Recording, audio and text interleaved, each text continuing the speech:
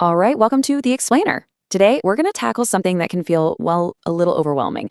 What on earth to feed your 1-year-old? We're breaking down a super practical, day-in-the-life meal plan that one parent swears by. Let's make this simple. I mean, if you're a parent, you totally get this, right? That jump from just milk to actual solid foods, it can feel like you're just guessing. What do they even eat? And how much? How many times a day? It's a huge question for so many of us.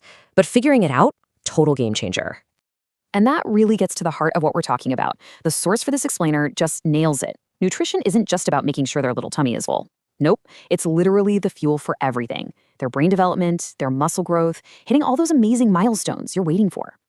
Okay, so here's the game plan for today. We're going to start with why a good food routine is so important. Then we'll walk through a whole day of meals, breakfast, lunch, dinner, all of it. And we'll wrap up with 2 golden rules to make this work for your little one. All right, let's get right into it. The magic of good food.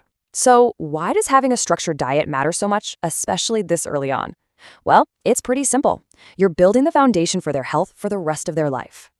Think of it this way. The right foods are like the building blocks for everything. We're talking about fueling their brains so they can be curious and learn new things, building up those muscles so they can crawl and eventually walk, and even getting their metabolism off to a great start. Seriously, every single spoonful makes a difference.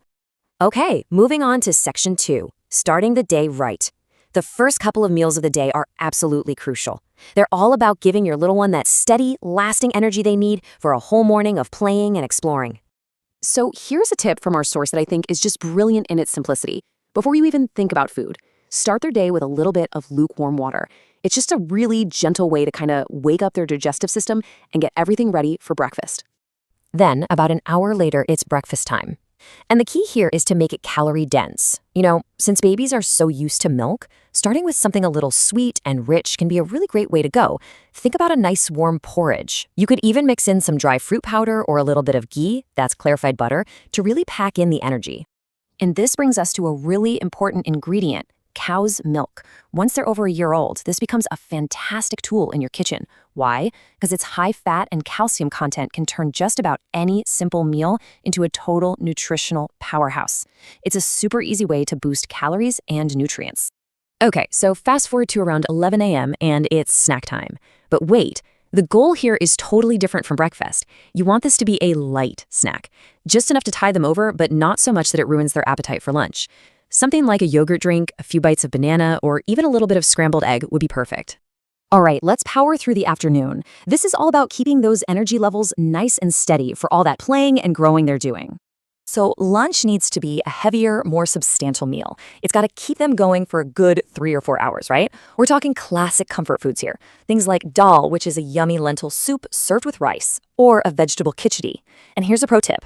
Adding a little ghee or some curd is a super simple trick to up the calories and make it more filling.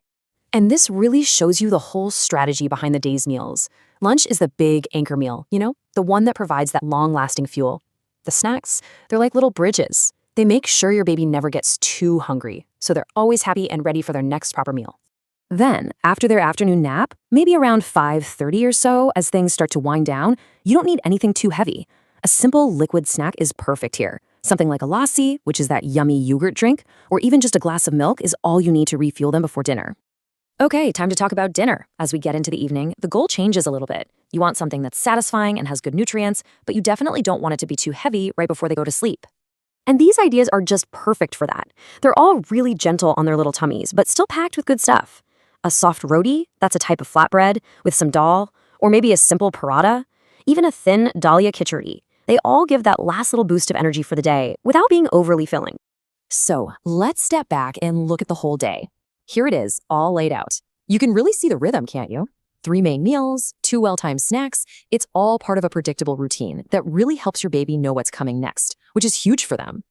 Okay, so we have the schedule, but now let's talk about the 2 most important rules to actually make this work. And this is key. This is not a strict, rigid plan. Think of it more like a flexible framework you can adapt. So here's the bottom line, the 2 golden rules. First, figure out what your baby actually likes. Do they have more of a sweet tooth or are they into savory stuff? Pay attention and lean into what they prefer. And second, build a consistent routine. That pattern of 3 meals and 2 snacks really helps them regulate their own hunger. The whole point is to work with them, not against them. No force feeding, just offering good food they'll actually enjoy in a predictable way. And hey, one final little tip from our source, and it's a good one. A small glass of milk right before bed, it can be the secret to a full night of uninterrupted sleep. It just makes sure they don't wake up because they're hungry, and let's be honest, that is a massive win for everybody in the house. Look, at the end of the day, this whole plan is a fantastic starting point. It's a template. It's meant for you to take it, adapt it, and make it perfect for your kid. So after seeing all these ideas, what's one new meal you're kind of excited to try out with your baby?